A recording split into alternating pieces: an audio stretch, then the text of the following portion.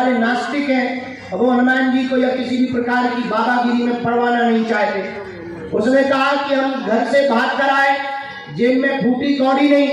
और उसका कहना है कि जब हमने फरीदाबाद में आकर बस पकड़ी तब एक बूढ़ा आदमी हमारे साथ दिल्ली काले फाटक आया, हमको 2000 रुपया भी दे गया, हमारी बस की टिकट भी करवा गया, न परिचय पूछा न पता बताया और वो रुपया देकर चला गया और वो बालक कुशल बागे सुल्तान आ गया। ऐसे हमने बहुत से उदाहरण पूरे भारत के देखे हैं, ऐसे बहुत से उदाहरण हमने पूरी दुनिया के देखे हैं कि कलयुग में एकमात्र देवता हनुमान जी हैं। मेरे पागलों, अगर तुम हनुमान जी के चरणों को पकड़ लोगे, हनुमान जी की भक्ति को पकड़ लोगे, हम तुम्हें दावे के साथ कह सकते हैं दुनिया में कभी भी तुमको पीछे मुड़ करके नहीं देखना पड़ेगा। एक बहुत प्राचीन कहानी है, आज का दरबार शुरू करने के पहले उस कहानी से चर्चा शुरू करते हैं। एक बहुत प्राचीन कहानी है, आप लोगों ने उस कहानी को पढ़ा होगा किताबों में, बेताल पच्चीसी। बेताल पच्चीसी नाम की एक बहुत पुरानी पुस्तक है जिसमें वीर विक्रमादित्य और बेताल की 25 कहानियां हैं। वैसे तो पढ़ने वालों ने अपने अपने हिसाब से उसका आकलन किया। उसे मनोरंजन की दृष्टि से पढ़ोगे तो मनोरंजन है, और ज्ञान के तल पर पढ़ोगे तो बेताल पच्चीसी में भी ज्ञान भरा पड़ा है। बेताल पच्चीसी की एक कहानी है कि वीर विक्रमादित्य के दरबार में एक दिन एक फकीर आता था, रोज एक फल देता। वीर विक्रमादित्य व्यस्त थे, सम्राट थे, राजा थे, इसलिए कुछ बोले नहीं। और महात्मा भी बहुत पहुंचा हुआ था, बहुत ऊंचा था, वो भी कुछ बोला नहीं। प्रायः गुरु कुछ बोलते नहीं है, गुरु अपने शिष्य के पात्र का आकलन करते हैं कि ये कब जागेंगे। और तुम्हारी जिंदगी भी ठीक राजा वीर विक्रमादित्य की तरह है कि गुरु तुम्हारे सामने बहुत से शब्दों का फल देता है, लेकिन तुम होश में ही नहीं हो, तुम खुमारी में हो। जैसे वो वीर विक्रमादित्य होश में नहीं है, राज मद में चूर है, चकनाचूर है, वो अपनी मस्ती में मस्त है, वैसे ही तुम भी अपनी मस्ती में मस्त हो। और एक रोज एक घटना घटती है। घटना ये घटती है कि राजा वीर विक्रमादित्य सुबह सुबह खड़ा था और रोज की तरह 10 सालों से, कई 10 या सालों से वो महात्मा रोज आता, एक वही जंगल का फल देता और राजा का वही काम रोज दरबारी को दे देता। और आज फिर वही घटना घटी कि वो महात्मा वही फल लेकर के आया, राजा को दिया। राजा ने बगल में दरबारी को वो फल देने की बजाय ठीक लेफ्ट साइड में बाएं अंग पर एक पालतू बंदर बैठा था, उसको वो फल दे दिया कि तू भी खा। 10 सालों से दरबारी को दे रहे हैं पर आज तू खा। और राजा आश्चर्यचकित हुआ कि जब उस बंदर ने उस फल को खाया तो फल खाते खाते उसके मुंह में कटाक की आवाज आई और इतना बड़ा चमचमाता हीरा डायमंड उस फल के बीच से निकला कि राजा वीर विक्रमादित्य चौंक गया। आज तक इतना बड़ा हीरा, इतनी बेशकीमती रत्न हमने देखा ही नहीं और उसके खजाने में भी नहीं था। राजा चौंक गया और दरबार में मंत्री को तुरंत बुलाकर कहा, ये महात्मा 10 सालों से लगातार आ रहे हैं, इनके दिए हुए बाकी फल कहाँ हैं, क्या तुमने खोल कर देखे? उस मंत्री ने कहा कि हमने तो एक भी खोल कर नहीं देखे, पर सम्मान मिलता था तो एक तल घर में डाल देते। राजा ने कहा जल्दी चलो। जाकर के जब तल घर को खोला, दुर्गंध से भरा था क्योंकि फल सड़ चुके थे। लेकिन आश्चर्यचकित वाली बात यह थी कि जितने फल सड़ चुके थे उतने बीच में चमचमाते हुए हीरे पड़े हुए। बात तालियों की नहीं है मेरे यारों, ये बात तुम्हारे जागने की है कि जैसे राजा वीर विक्रमादित्य 10 सालों तक सोता रहा, होश में नहीं रहा, अब वो जिंदगी जी रहा था और उसके सामने सदगुरु रोज एक बेशकीमती हीरा दे रहा था, पर वो उसे पहचान नहीं पा रहा था। वैसे ही तुम भी बेहोश हो और तुम भी पागल हो, और तुम भी बाबरे हो, और तुम भी महामूर्ख हो कि दरबारों में तुम भटक रहे हो, अपना समय बर्बाद कर रहे हो। और तुम्हारे सामने वर्तमान में अभी इसी वक्त हनुमान जी जैसा कोहिनूर है, तो उस कोहिनूर को छोड़ करके चमत्कारों के चक्कर में पड़ी हुई है। ये भी तुम्हारी मूर्खता है, और इससे ये सिद्ध होता है कि तुम होश में नहीं हो। इससे ये सिद्ध होता है कि तुम सोए हुए आदमी हो। इससे ये सिद्ध होता है कि तुम सिर्फ चमत्कार के पीछे पागल हो। इससे ये सिद्ध होता है कि तुम्हें हनुमान जी के नाम का कोई लेना देना नहीं है, तुम्हें हनुमान जी से भी कोई लेना देना नहीं है, तुम्हें केवल अपने काम से लेना देना है। और अगर तुम्हें केवल अपने काम से लेना देना है तो तुम ठीक वीर विक्रमादित्य राजा की तरह सोए हुए बुजुर्ग इंसान हो। पर याद रखना, वीर विक्रमादित्य तो 10 साल में जाग गया था, शायद तुम तो 10 पीढ़ियों में भी अभी तक जाग नहीं पाए। तो शायद तुम अभी भी सोए हुए हो, इसलिए मेरी बात मानो। ये बात तुमको बहुत कड़वी और खरी लग सकती है, पर याद रखना, तुमसे ज्यादा भपोर संख वाला इस दुनिया में कोई नहीं है। क्योंकि तुम्हें हर महीना नया गुरु चाहिए, नया भगवान चाहिए, नया चमत्कार चाहिए, और तुम बिना अनुष्ठान के, बिना भजन के, बिना शक्ति बल के तुम दूसरे गुरु से चमत्कार पाना चाहते हो। और तुम्हारी जिंदगी में ये कभी घटित होने वाला नहीं है। याद रखना, राम हो, कृष्ण हो या गौतम बुद्ध, सबको लड़ने पड़ते हैं अपने अपने युद्ध। इसलिए आज अगर तुम्हारी बात हमारी समझ में आ जाए और हमारी बात तुम्हें समझ में आ जाए, ये तो तय है, सबको नहीं समझना है, पर कुछ भी अगर समझ जाएंगे तो शायद तुम्हारी जिंदगी का एक नया अध्याय लिख सकता है, तुम्हारी जिंदगी की एक नई क्रांति लिख सकती है। याद रखना, हम भी तुम्हारी तरह इस दरबार में कुछ मांगने आए थे, हम भी तुम्हारी तरह याचना करने आए थे। कल हमारे बीच में हमारे एक बहुत प्रिय मित्र और भारत के बहुत ही एजुकेटेड मैन, वर्तमान में मेंबर ऑफ पार्लियामेंट है, वो हमसे मिलने आए और वो टीवियों पर बहुत ललकार करके खूंखार ग्लोबली तर्क रखते हैं, पूरे विश्व का बहुत नॉलेज रखते हैं, ज्ञान रखते हैं। ऐसे हमारे प्रिय मित्र सुधांशु प्रिय बताने की कृपा करें। हमने कहा, मित्र, हमारी जिंदगी में जो भी घटना घटी वो यही घटी, और मंदिर के पास जहां पर अभी वर्तमान में आप लोग प्रवेश करते हैं उसके सामने हमारे दादा गुरु जी झोपड़ी बनाकर रहते थे। उनको बुंदेलखंड में बप्पा कहते हैं, आपकी भाषा में दादाजी कहते हैं, अंग्रेजी में ग्रैंड फादर कहते हैं। वो भी यहाँ बैठे थे, तुम जैसे याचना लेकर आए, तुम जैसे अर्जी लेकर आए, तुम जैसे समस्या लेकर आए, तुम जैसे निवारण पाने आए, तुम जैसे परेशान होकर आए, हम भी एक दिन तुम्हारी तरह यहाँ आए थे। और हम भी कुछ मांगने ही आए। ये बिल्कुल भी मत सोचना कि हम कुछ डिफरेंट मांगने आए थे, हम भी तुम्हारी तरह, और हमारी सोच तो तुमसे भी घटिया है। हमारी मांग ये थी कि 3 दिन से भोजन नहीं हुआ, पिताजी कुछ करते नहीं है। हमारी माँ ने हमें सिखा के भेजा था कि तुम्हारे दादा गुरुजी बहुत पहुंचे हुए इंसान है, चमत्कारी है, वो आंख बंद करके कुछ भी बता देते हैं। जरा जाओ, पूछ के आओ, जमीन का गड़ा हुआ अगर धन बता दे तो मजा आ जाएगा। और हम भी तुम्हारी तरह गए, तो हमने कल अपने मित्र को कहा, तो प्रिय मित्र, हमने अपने दादाजी से कहा, 9 वर्ष के थे हम, कि आपके पास तो बहुत बड़े बड़े एजुकेटेड लोग, बहुत बड़े बड़े उस जमाने में एम्बेसडर। तो दादा गुरु ने हंसते हुए कहा कि रात को आना। हमने माँ को जाके कहा कि बात बन गई, रात का समय मिला। और हमारे पिताजी तो हमसे बड़े वाले लालची, हमारे पिताजी बोले फावड़ा ले लो। हमने कहा तसला भी तो चाहिए, घर पे फावड़ा भी नहीं, तसला भी नहीं, पड़ोसी के घर से रख लिया। तब तक माँ हमारी और खतरनाक। माँ ने कहा खोदने वाली सब्बल भी तो लाओ। तब तक हमने कहा कि मान लो ज्यादा गहरे में धन हुआ फिर।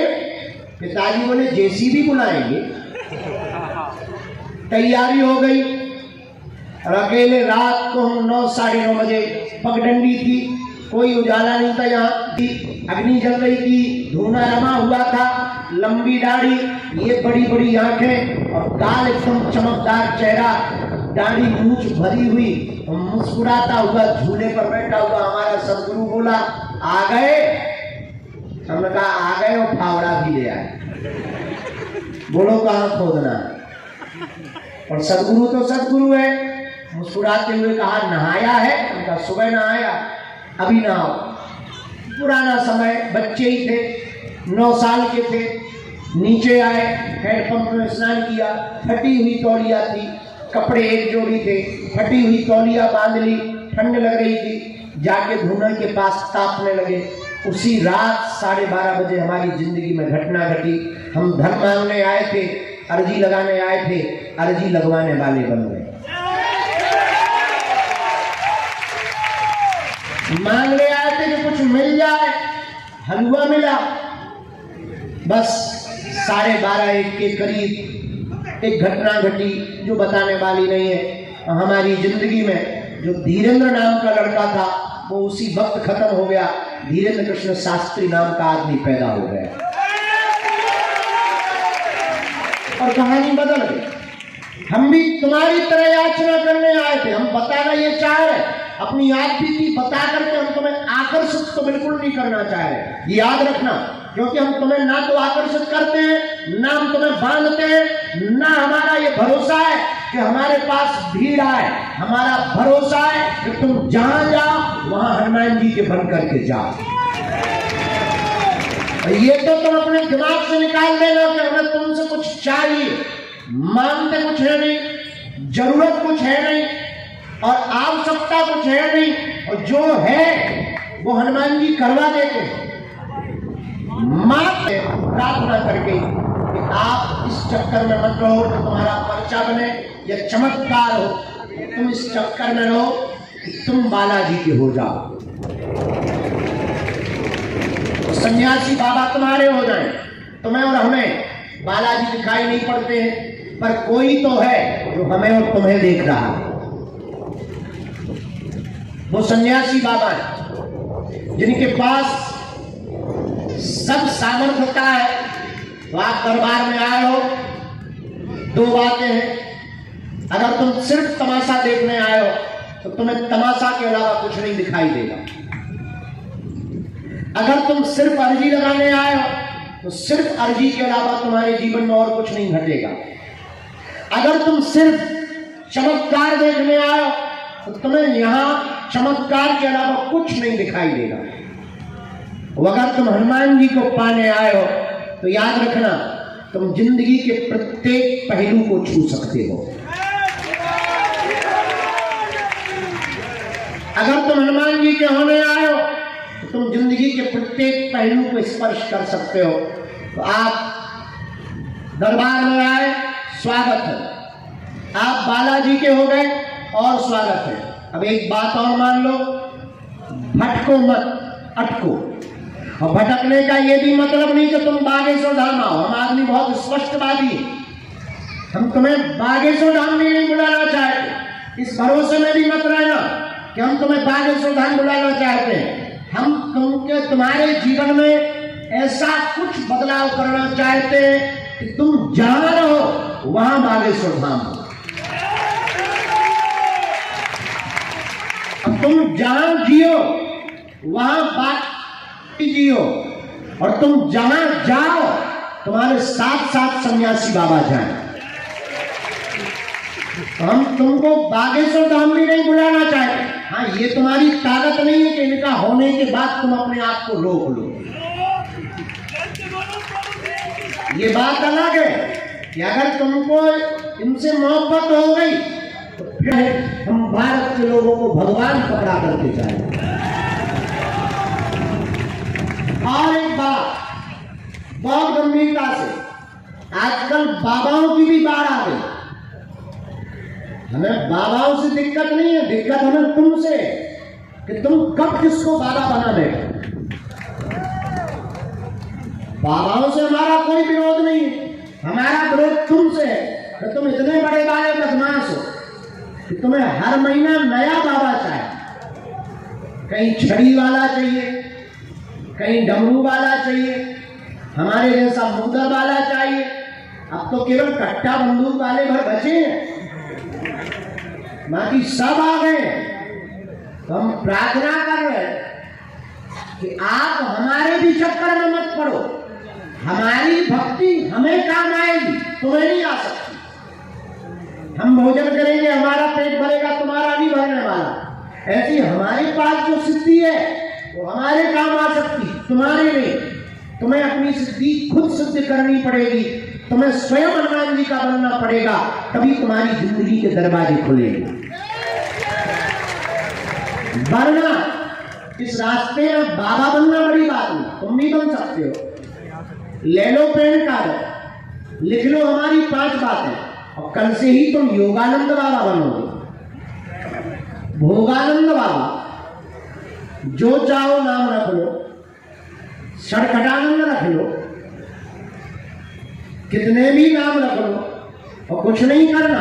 कोई तुम्हारे बगल में आवे, सीधा सा तो कमाते बहुत, रुकता नहीं है। छोटी छोटी कॉमन बातें, इन चक्करों में तुम मत पड़ो। हाँ, तुम हमारे से ही जुड़ो। ट्रांसफार्मर की तो लाइट जा सकती है, पावर हाउस तो 24 आवर्स चालू रहता है। तो हम तो ट्रांसफार्मर, पावर हाउस तो बागेश्वर बालाजी, तुम उनके हो जाओ, उनकी शरण पकड़ो, नियम का पालन करो, पेशी करो। हाँ, इतनी बात तय जो माइक से हम दरबार में दावे के साथ हर बार बोलते, पुनः बोल रहे हैं। इस कलयुग में लगातार सनातन धर्म के ऊपर उंगली उठाई जा रही थी, लगातार धर्म विरोधी लोग नीचा दिखाए जा रहे थे, उनके मुंह पर तमाचा मारने के लिए ही बागेश्वर बालाजी का दरबार लगाया गया। और क्या भारत, क्या देश, क्या देश, अभी तो हम चिंचम चाइचम की जगह पे हुआ है। जहां चिंचम चाइचम करते हैं उनसे भी हमने कह दिया, करो शंकर जी का अभिषेक, खटली के बड़े हरो। हम आपको बताना ये चाह रहे कि अगर आप हनुमान जी के हो गए तो लौटकर पीछे मुड़कर देखने की आवश्यकता नहीं है। तुम पर कोई हमारी बातों का ज्यादा फर्क नहीं पड़ना है, क्योंकि तुम 1 घंटा बाद चिल्लाने ही वाले हो कि पर्चा कब बनेगा। तुम बोलने ही वाले हो कि हमारे बाप का नाम बताओ, हमारी अर्जी लगाओ, लौट घूम फिर करके तुम यही आने, और हम भी तुमसे बड़े वाले बदमाश है, परिचय ही बनाने वाले। हम भी प्रवचन देकर जाने वाले नहीं है, हम भी परिचय बनाने वाले हैं। पर अगर समझ आ जाए तो अच्छी बात है, अगर हमारी बात समझ आ जाएगी तो नया अध्याय तुम्हारी जिंदगी का शुरू हो जाएगा, नई क्रांति तुम्हारी जिंदगी में आ सकती है। नहीं आएगी तो जय बजरंगबली की। हाँ, ये तय है, हम तुम्हारा पीछा नहीं छोड़ेंगे, हम तो तुम्हारे पीछे ही पड़े रहेंगे। तो जब तक तुम हनुमान जी के नहीं हो जाओगे तब तक तुम्हारे पीछे पड़े रहेंगे। और हाँ, एक और सुन लो, जहां जाओगे हम किसी के थ्रू से ही तुम्हें मिलेंगे, चाहे मोबाइल पे मिले, चाहे टीवी पे मिले, चाहे कथा के द्वारा मिले, चाहे तुम्हारे मित्र के द्वारा मिलेंगे। हम तुम्हें पीछा नहीं छोड़ेंगे, क्योंकि हमारा उद्देश्य केवल जिनके चक्कर में हम पड़े उन बालाजी के चक्कर में पड़ रहे हैं। दूसरी शर्त, लहसुन प्याज मांस मुद्रा बंद करके पेशी शुरू कर देना। और तीसरी शर्त, जब भी बालाजी के सामने जाना, सन्यासी बाबा के पास जाकर कहना, तुम हमारे और हम तुम्हारे। उसके बाद जय जय। कौन कौन मानेगा तीनों बातें? पक्का पक्का पक्का? तो हम भी एक वचन देते हैं, आज से तुम्हारी समस्या तुम्हारी नहीं है, हमारे बागेश्वर बालाजी की है। आप तो नियम शुरू कर दो, लहसुन प्याज मांस मदिरा बंद। बागेश्वर धाम पर पर्चा की महिमा नहीं है, बालाजी की चर्चा की महिमा है। किसकी महिमा है? लहसुन प्याज मांस मदिरा बंद कर दो। महीने में एक बार, 15 दिन में एक बार, 2 महीने में एक बार, जब समय मिले पेशी करना प्रारंभ कर दो। हम तुम्हें वचन देकर के कहते हैं, लौट करके तुम्हें कभी जिंदगी में पीछे मुड़ करके नहीं देखना पड़ेगा। लेकिन कुछ पाने के लिए कुछ खोना है तो, और तुम सोचो कि हम नियम भी ना करें, 6 दिन पिए पौधा, मंगलवार को करें जय हनुमान ज्ञान सागर ठटरी के बारे न कटा। क्या हनुमान जी घर के कक्का है कि तुम 6 दिन पौधा पियो, मंगलवार को जय हनुमान ज्ञान सागर करो? लूवर के लाए। अरे हनुमान जी की, बालाजी की कृपा पाने के लिए नियम का पालन तो करना ही पड़ेगा। क्या क्या नियम है? लहसुन प्याज मांस मदिरा बंद हो जाते हैं। उसी धाम का नाम है बागेश्वर। क्या नाम है? अरे जोर से तो बोला। जहां सन्यासी बाबा ने 1.25 करोड़ हनुमान चालीसा पढ़े, दादा गुरु जी ने तपस्या की, बड़े बड़े संतों ने तपस्या की, और यहाँ का आज तक का 3 पीढ़ियों का इतिहास है। लाखों लोग रोते हुए आए, बागेश्वर बालाजी के दरबार से हंसते हुए गए हैं। खाली झोली लेकर आए, तो झोली भरकर लेकर जाओ। जितने भी लोग आज दरबार पंडाल में बैठे, बाहर बैठे, बैठने को नहीं मिला, जाओ, तुम्हारी भी खाली झोली भर करके रहेगी। बोलो जय सिया राम। दोनों हाथ उठा के बोलो बागेश्वर धाम की, सन्यासी बाबा की, दरबार की। सब लोग मन में राम नाम का जप करें। अब हम दरबार शुरू कर रहे हैं। तब तक चाय मंगवा दो भैया, यार न कटा।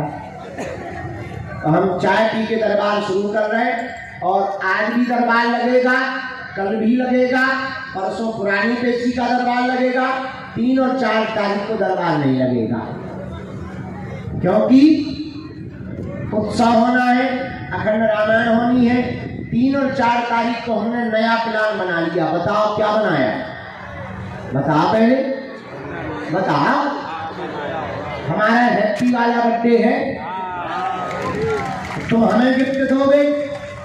हमने तुम्हारे लिए बना लिया कि हम तुम्हें पूरी खवाएंगे, और लाइन से एक एक करके तुमको मिलेंगे।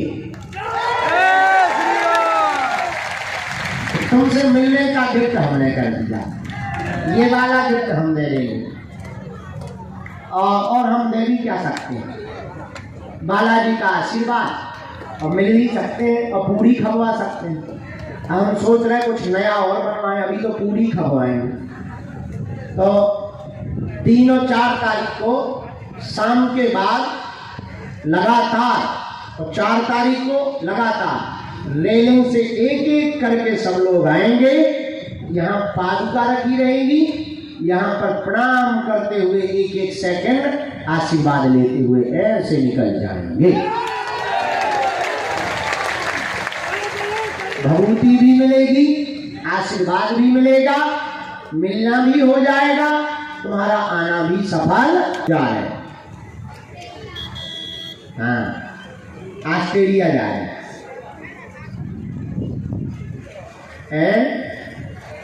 पानी पी ले भाई, जहर पे बादल तुमको।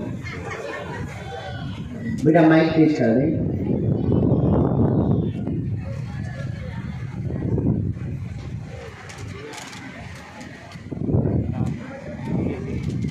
लो भाई, हमने पी लो। अब जहर भेज दो। तो रामचंद्र भगवान की आगामी गुरु पूर्णिमा उत्सव बड़ा भव्य और दिव्य मनाया जाएगा। 21 तारीख को गुरु पूर्णिमा उत्सव मनाया जाएगा। बोलो जय सिया राम। जोर से बोलो हर हर। सब जानकारी दे दी हमने, अब दरबार शुरू करें। जल्दी तो नहीं है तुम्हें? कहाँ जा रही थी तुम? अरे डुबकी माता, आ जाओ, साथ में है तुम्हारे। हमारे बुंदेलखंड में बूढ़ी माता को डुकरिया कहते हैं। आओ डुकरिया माता, साथ में है कोई? अच्छा, कहाँ से हो? मिलट के लिए कहाँ घूम रहे? कहाँ पड़ता? गुजरात? तुम्हें गुजराती है?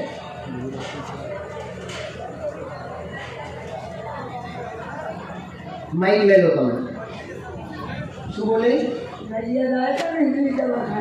हाँ,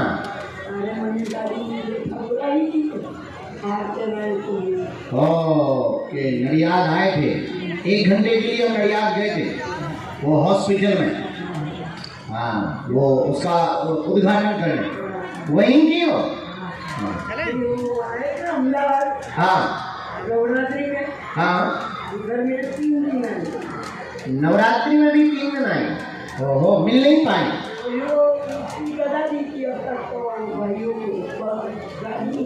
हाँ, हाँ, कोई बात नहीं, यहाँ पहली बार आई हो? अच्छा, अरे वाह, अरे वाह वाह, बहुत अच्छा हुआ। और साथ में कोई? ठीक है, नजदीक आ जाओ, तुम्हारी अर्जी लगा देती है।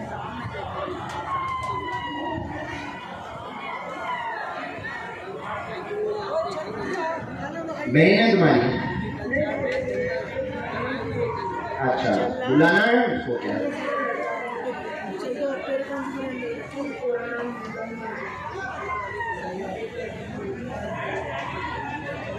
जय श्री राम, हर हर।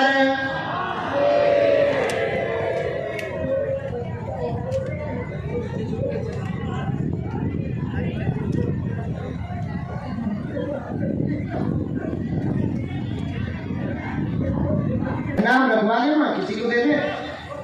ये माँ का ध्वज किसी को दे दो। पूछो क्या जानने आई है? ठीक है, उसके बारे में बताएंगे। और पूछो।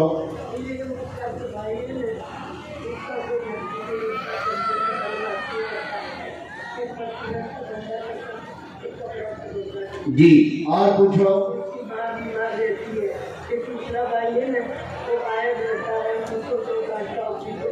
ये तुम्हारा भतीजा है? भाई का लड़का तो तुम्हारा भतीजा। हाँ, तो भतीजा लगा ना। भाई होता है, भाई रहता नहीं। हाँ, मेरे पास रहता 3 भाई, मैं भी बड़ा। हाँ, मैं उसको 5 वोट से मोटा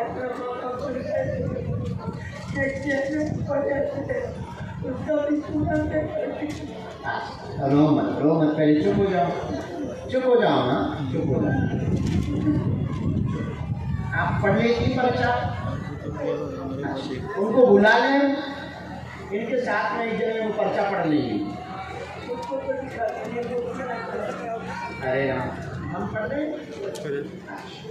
एक तो तुम्हारे पहले शरीर दर्द का आया, उनके व्यापार कार्य का बंधन खुलेगा, 6 माह बाद खुलेगा, तेज गति पकड़ेगा, परिवार में सामंजस्य बना रहेगा, वह आपका स्वास्थ्य भी ठीक हो जाएगा। आशीर्वाद है।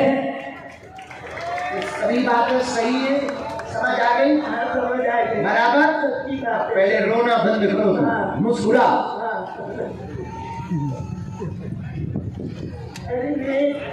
ये कौन है? गांव की है क्या?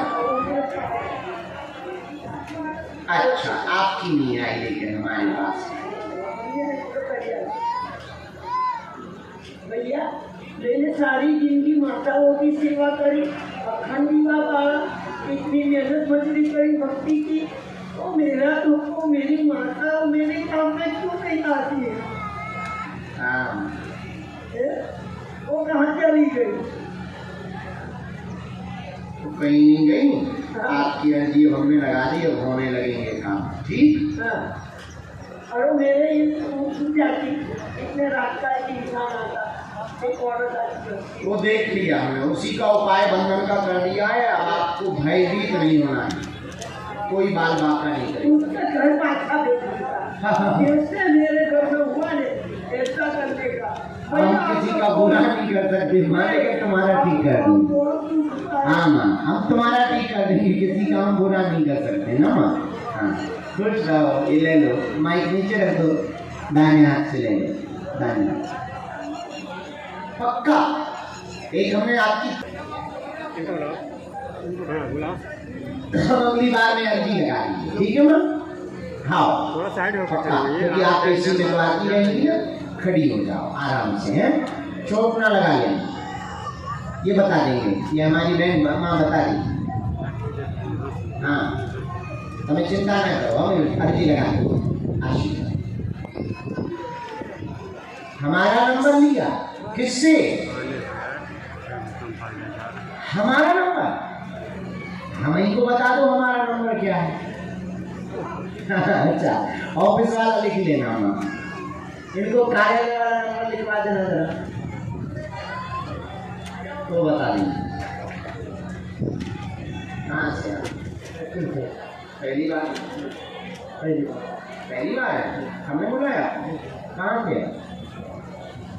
अच्छा हाँ ठीक ठीक, मनोज भाई ना, हाँ मनोज वहाँ कोने में जो थे वही हो। हाँ आपकी अर्जी लगी, जय सिया राम। वहाँ दाहिने हाथ की कोने में खड़े हुए थे लास्ट में। आओ पधारो पधारो महाराज, क्षमा मांग रहे।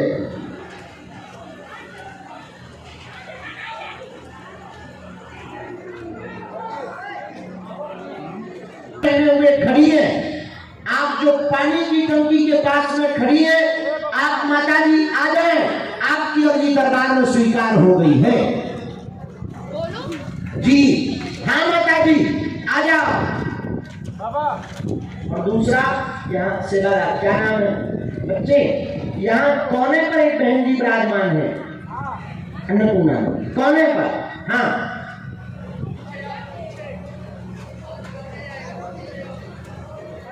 अरे खिड़की में लटका नहीं, इसके बगल में कोने पर, ये कोने पर हमें दिखाई नहीं पड़ रहा, कोने पर एक बहन जी विराजमान है, उनकी अर्जी बार बार आ रही है।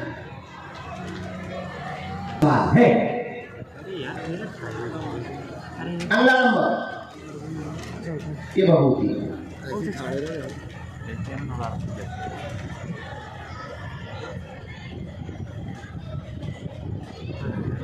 हाँ हाँ चश्मा है, हाँ हाँ तो वही है, हमको प्रवेश करना है।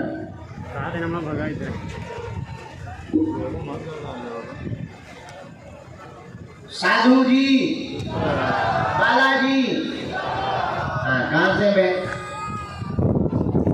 पहली बार आई है? क्या नाम है, कहाँ विराजमान थी आप?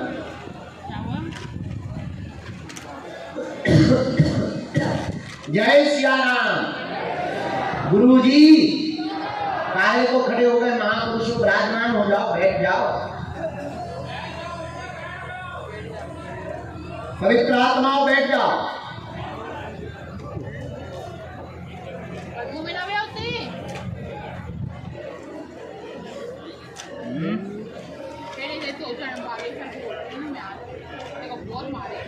गुजरात में कहाँ रहती हैं?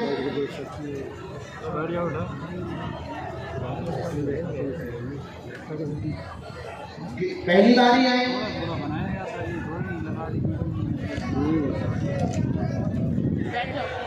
बोलिए क्या समाधान चाहती हैं आप?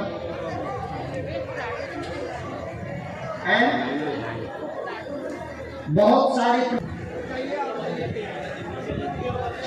4 विषय आए। आपको शरीर में दर्द, पैर में दर्द, सीना पर कोई बैठ जाता है, माइक ले लो, हम कुछ भी बात ऐसी नहीं बताएंगे कि आपकी इज्जत पर या परिवार की इज्जत पर कोई बात हो। माइक चालू करो, हाँ ना बोलना है, इनका माइक तेज करो।